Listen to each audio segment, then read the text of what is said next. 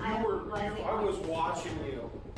On July 7th, 2024, police were dispatched to Target after reports of a woman caught shoplifting, whose arrest was about to get very complicated. Come over here. Let me see your hands. Come here. Come here. I didn't even steal anything. Sir, I wasn't. Put your hands behind your back. Okay. Wow, I didn't even feel anything. Stop moving around. Okay. All right. I am waiting for my husband to come and get me out. Hey, detain this guy. Stop. That is crazy. I wasn't even doing anything. Honestly, I did not even. I was waiting for my husband. All right, 51165. We have several detained. I have not stolen anything. Seriously, I haven't. I have not stolen anything. Do you have anything on you that will poke, stick, or hurt me? Absolutely not. All right, turn around. Put your back on the car. Lean back against the car. Sir, I was. Hold on, 51165. I was waiting for my husband. Are you going to need another unit down here? Yes, sir, if you can head down here. Just because we have several suspects here, just trying to figure out what is going on. I was not stealing anything. No, I didn't. Okay, I just spoke to my husband. He is coming. The suspect tries stalling the deputy. Notice how her story keeps shifting here. Right now, watch her excuses. She claims she is completely innocent, denying any intent to shoplift, but the evidence says otherwise. The officer points out her main mistake, pre-bagging the items. She offers a classic, illogical excuse, playing the stressed mom angle now, trying to garner sympathy from the police. But this excuse falls completely flat here. She claims she was just holding them to buy them later when her husband arrived. Right, the classic stalling tactic. She insists her husband is on his way. Still, she repeats this promise over and over, expecting immediate rescue. Unlikely. Suddenly, a car pulls up. The deputy smartly calls for backup here to secure the scene. But look who actually arrives. It is definitely not her husband. The officer notices the clear discrepancy. Her story unravels instantly.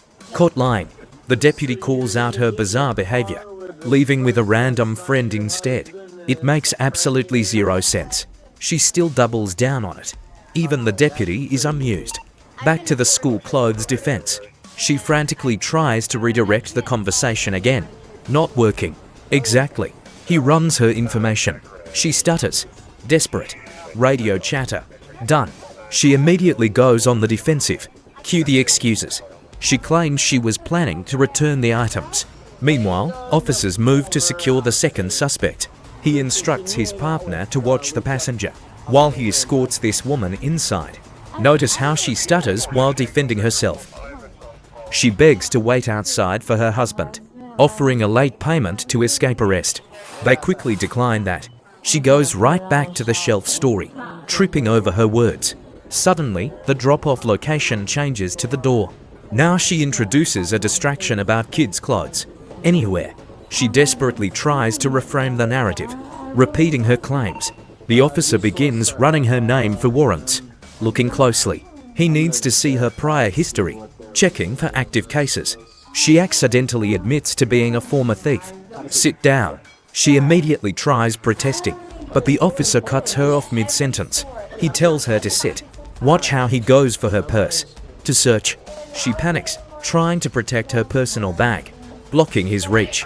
Now, the officer asks one very simple question. He bypasses all of her minor complaints, focusing strictly on facts. The stolen clothes. Every single item she grabbed.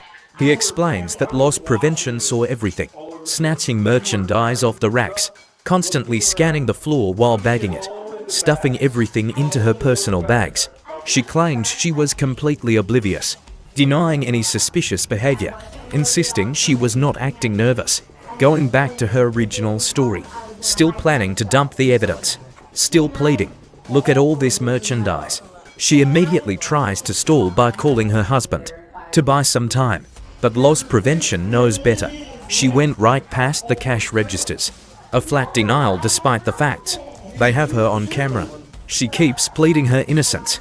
The employee presses her for a real answer. Immediately, She plays confused about where she actually is.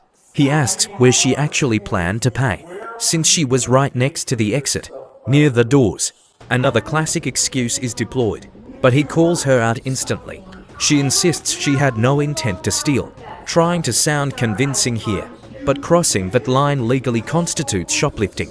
She thinks she must leave the store first to be guilty, but that is a very common legal misconception. For asset protection, she claims she was only scanning the area, searching for her husband who was waiting outside, denying any plan to escape with the goods unpaid. She keeps insisting, stuttering nervously. She is panicking.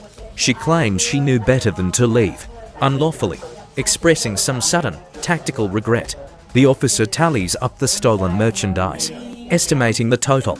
He is not letting her slide easily. He demands to see her identification. She desperately tries to plead her case again, forcing the narrative, but the veteran investigator knows the truth. She continues to make wild excuses to him. He quickly points out his years of experience in loss prevention.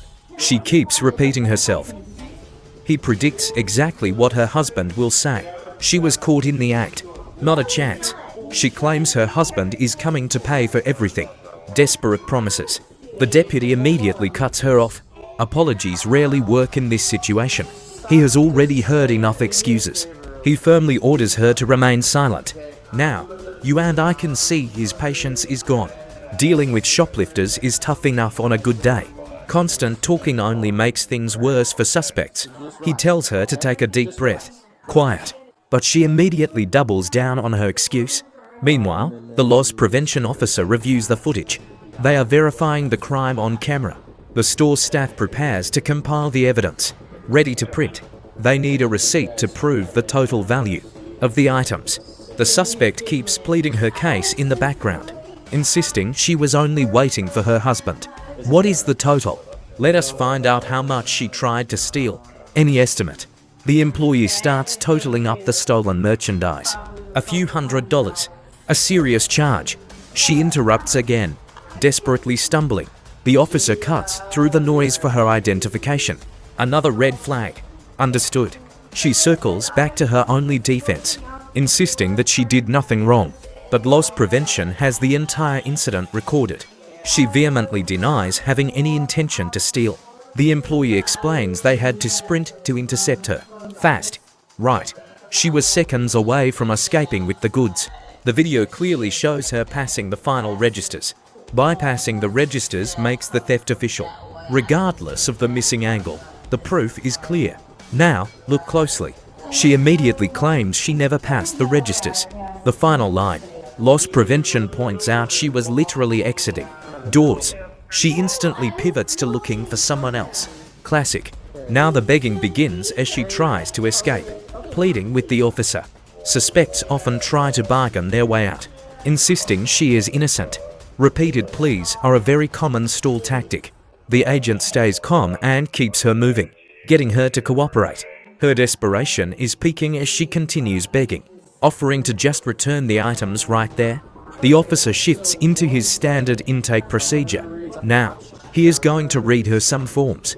Right now, he starts the official questioning of the suspect, laying out the ground rules, making sure she agrees to cooperate. Establishing a timeline is crucial for the report. Notice how she asks for the time first. The agent answers. She's doing the math in her head for her story. The agent locks in her timeline on record. Next, he asks about her actual intent. What's the plan?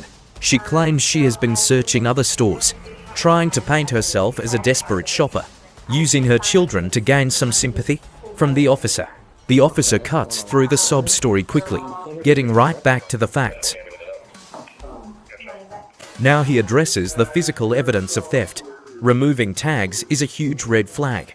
She stumbles, trying to explain the tags, stuttering badly, groping for a believable excuse here. But the agent is not buying it. She claims the evidence is still in there. He asks the ultimate common sense question. Honest buyers do not damage merchandise. The suspect frantically tries to backtrack on her story, desperately attempting to deny everything. The deputy is not buying her shopping excuse. He asks if she brought money, pointing out her claim of having no bad intentions. But her explanation is falling apart.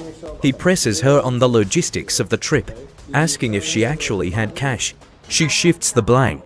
The deputy immediately questions this convenient husband's story. Where is he?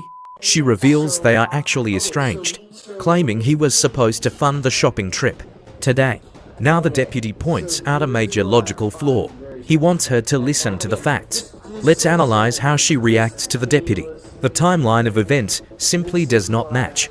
He uses a personal comparison to break it down, walking through her actions inside the store. She loaded up and walked past the registers. He stops her from interrupting his breakdown. Watch how he methodically lays out the evidence. She pushed a cart full of unpaid items. She spotted the store security watching her. Realizing she was caught, she panicked, ditching the stolen goods inside the lobby. She then bolted straight for a waiting car, only to find police waiting outside. Her escape plan was instantly foiled, and now she is sitting there in handcuffs. The deputy turns his focus to her driver. This accomplice is definitely not her husband. Why would a stranger be her getaway driver? It makes absolutely no sense.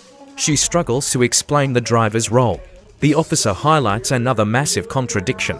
Her estranged husband is allegedly buying clothes, yet he is nowhere to be found.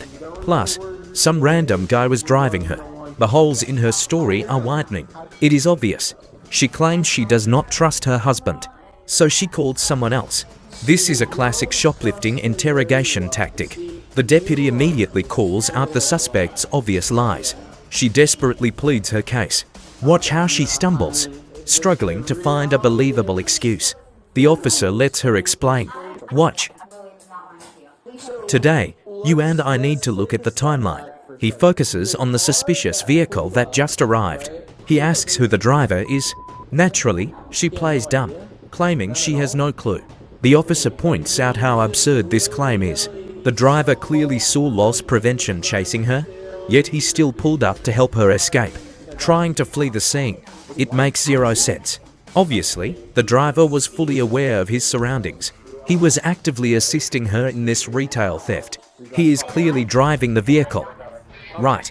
The officer hands her off to his partner now, to secure her. He confirms her rights have already been read. Next, the deputy turns his attention to the driver. He begins reading him his Miranda rights as well, making sure the suspect understands the legal warning.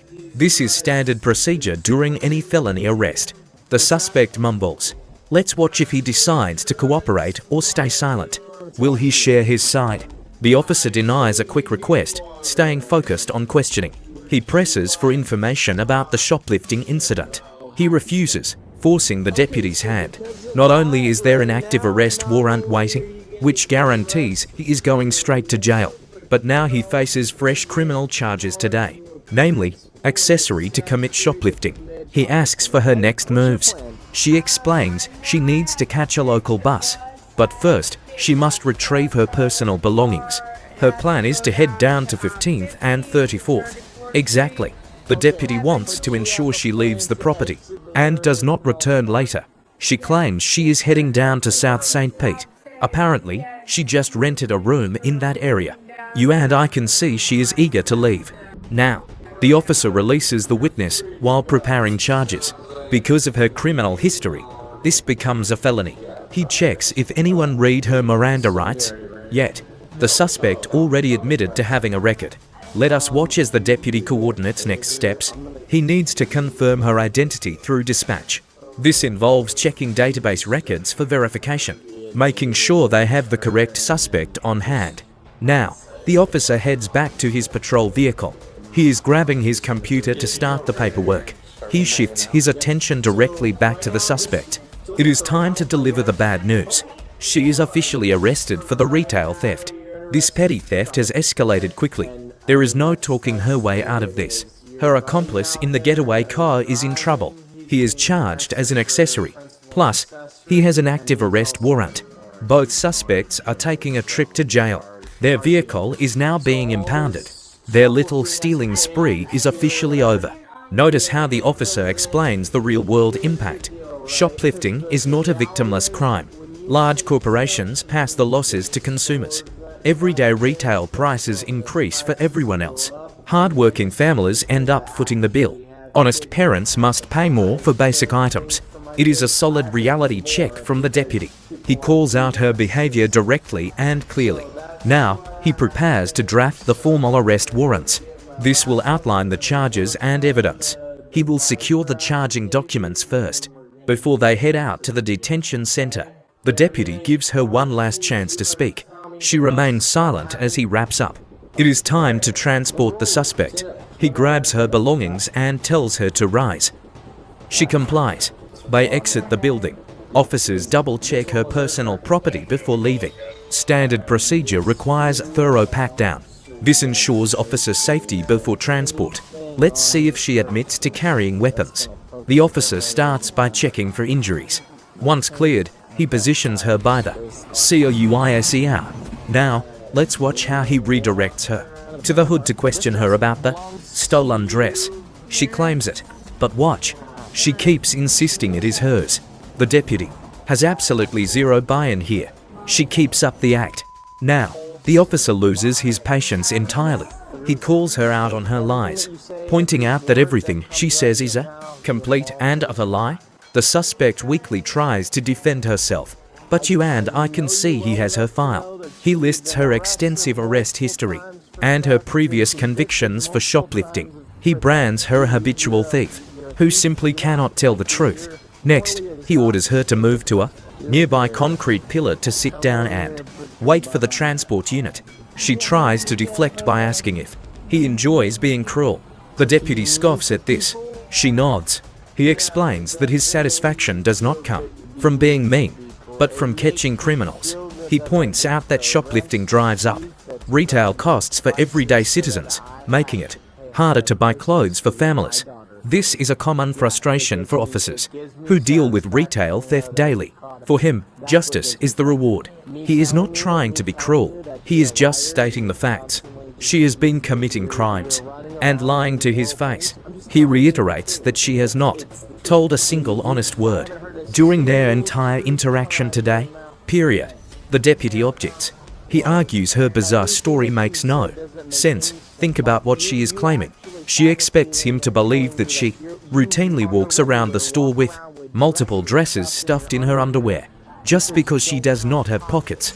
It is ridiculous. She attempts to defend her actions by claiming she had some shapewear that she bought from a local store. She allegedly hid the items inside them for safekeeping, but the deputy remains completely unconvinced. He explains how absurd this excuse is.